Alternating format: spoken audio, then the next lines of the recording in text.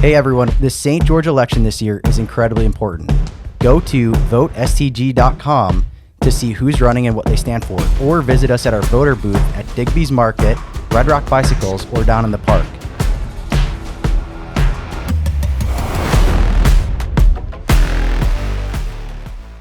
Gary Keller was the founder of Keller Williams. So Keller Williams is the largest privately owned real estate brokerage on the planet, right? There's like 200,000 agents. They're in like 180 countries. They're like all over the place, right? And so Keller Williams, the very first like reunion, they have like these conventions every year. I heard him say, find a gap and stand in it and don't move, right? So like find a gap in the market, stand there, and then just make it happen. And it sounds to me like that's exactly what you did. You were working for UPS, right? Yep. And you saw this hole. There was this hole in the industry, and you just jumped in. You said, this is a gap that I know I can fill, or you felt confident that you could fill it. And then you just been, squeezing your way in there and growing it. Is that kind of, was that the thought? Yeah, spot on. I mean, I was trying to sell UPS, and I realized that UPS wasn't the problem in the sell. It was the shopping experience. And because it was so bad, that meant the experience for the shipper, the seller, the merchant was terrible, because then their customers are mad, they're upset. And I'm in there trying to explain how it just all works, right? Mm-hmm. So imagine. So what did you do for UPS though? I was a sales rep. Okay. I sold. I sold international. So I was like the accompanying rep, typically, like the expert, the subject matter expert. And I would go in there, and the rep would be trying to sell our services, and I would say, okay, here's how international works. And then I think I got so good at it that I started to scare off the companies because I'm like, well, actually, you should do this, and you need to do this, and this is why I have these problems. And they're like, I can't do all that. There was one guy's like, I'm turning it off. I'm done. Yeah. And that was I remember that specifically being in Salt Lake City, in that office, and him turning off his international after I explained how to solve his problems. Like, hey, no, you can do this, and here's what you need to do. I know you have all these. I know this is painful, but just do these things. He's like, no, we're just gonna turn it off. And the sales rep's probably looking at me like, what'd you just do? You just killed my deal. And I left. And it's like, man, if you won't sell your stuff internationally, like, I'll sell it. Like, and so it kind of started with that concept. The idea though is such a small mind. That small mindedness of being like, this is too challenging, I'm just gonna ditch it. Yeah. Well, but think about it. Domestic's 98% of his business. You just talked about standing where being focused. For him, he probably made the right decision. He's like, look, the juice isn't worth the squeeze here, man. The world is huge. Yeah, like I can't deal with all this. So I have a small team. Like, that's true. How am I supposed to do this? Like, forget it. Yeah. Thanks for that's a good point. Making this clear for me. I actually shouldn't be doing this. And I'm thinking. And now he's a client of yours. Just kidding. I don't even know if he's in business, that guy anymore. I wouldn't be surprised if he wasn't in business, because presented with like a solution to the problem that you have, for the ability to see that long road. And as we're going into the economic conditions that we're in right now, people so many people want to react in that short term and forget that this is a long game. Right. Yeah. So we've really played to those customers that, look, they want to invest in this, but our software is there to enable their growth. Yeah. And those are the customers that come to us. They're already shipping internationally. They might use UPS. They might use FedEx.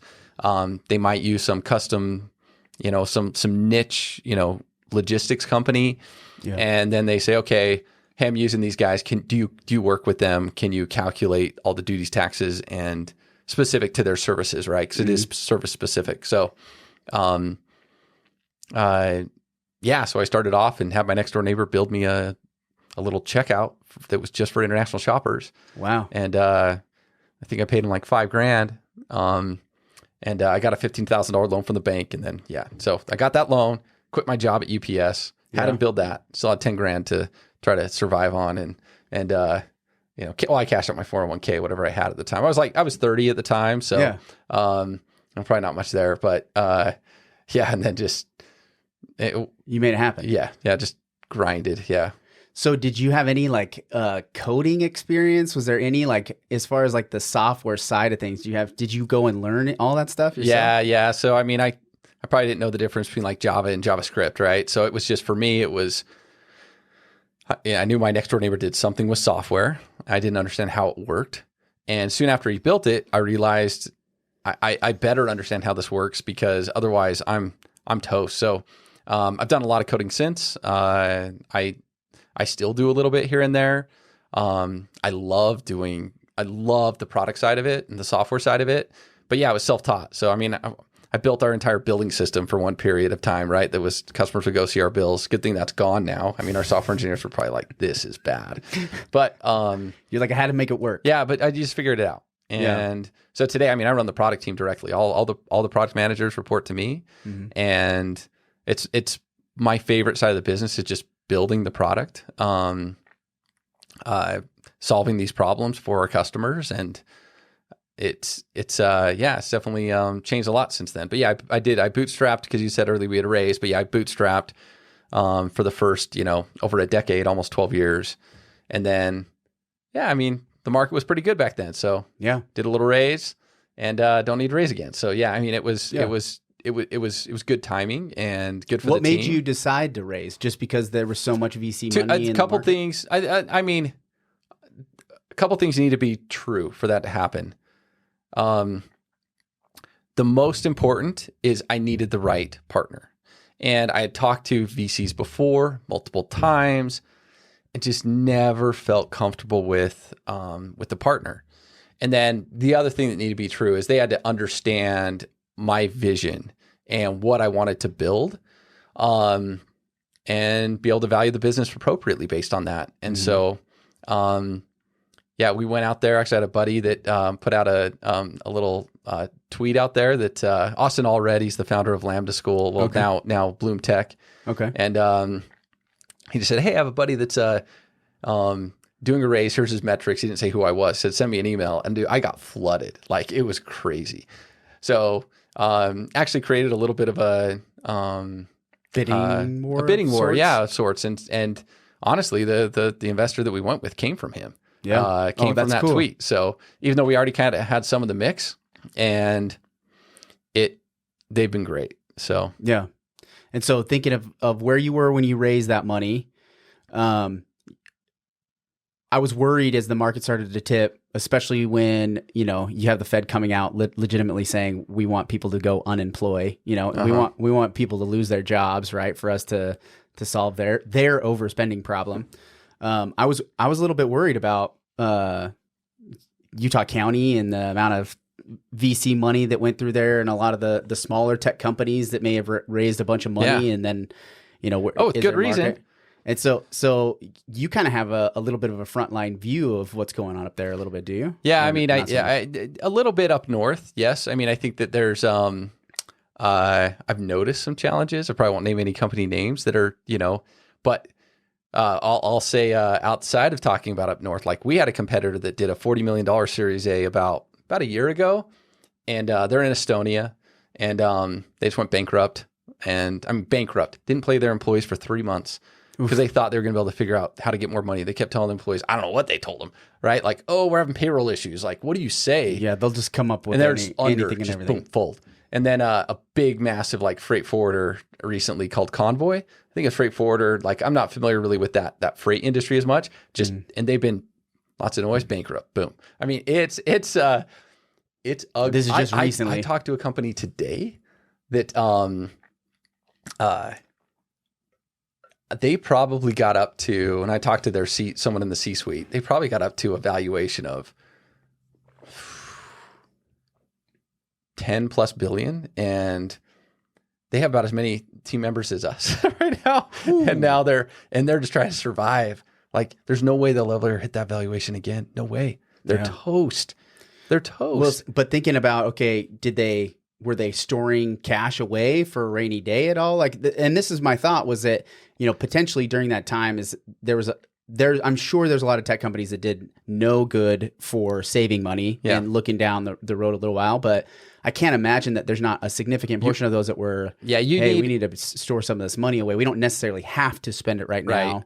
We're going to hold on to it. For sure, there's the good ones that did that, but right now you need at least 3 years, probably, 2 is probably, at least 2, but 3-4 years of runway, meaning you have enough cash in the bank to where if you don't grow, you don't run out of cash for 3 or 4 years. Like, you'll probably, you're going to probably be fine. You'll grow out of that. You'll figure that out. Yeah. But a lot of companies are in the 5 to 12 month runway, and you can't go raise because your valuation was so high. Let's say it was at 10 company valued at 10 billion. If they went to go raise today, they'd be lucky to be valued at maybe 400 million, lucky.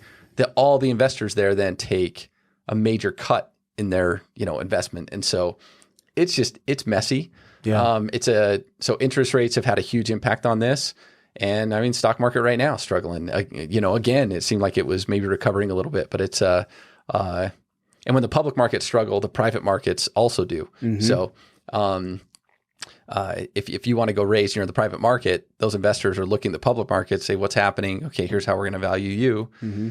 And you really don't want to be in a position right now where you have to raise. Like if you're going to raise, it should be because you don't need to, and there's something so special about you that that these investors are willing to pay a premium. Yeah.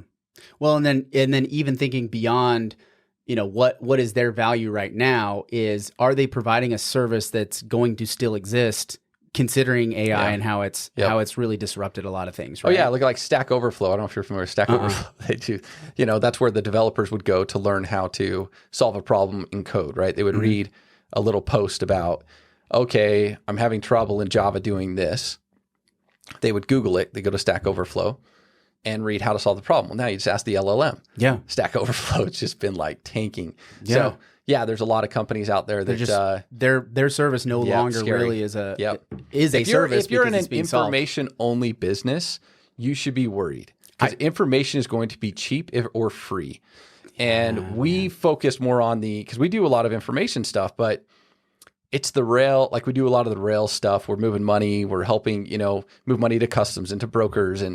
But if all we did was information, dude, one day you'll just ask the LLM, what's the HS code for that shirt? And it'll tell you, right? So where's our value prop there, right? Like, so that's not really what those kind of products for us are loss leaders, but some companies, that's all they got. Yeah. And they're going to be a lot of trouble if they can't figure it out, how to pivot. Well, yeah, and so that's funny you said that because the first thing I thought of, this probably would have been March. I think I posted something about this, but I said the value of what you know is basically half of what it was 6 months before that, right? What you know isn't going to matter as much as it really had very little to matter today, right?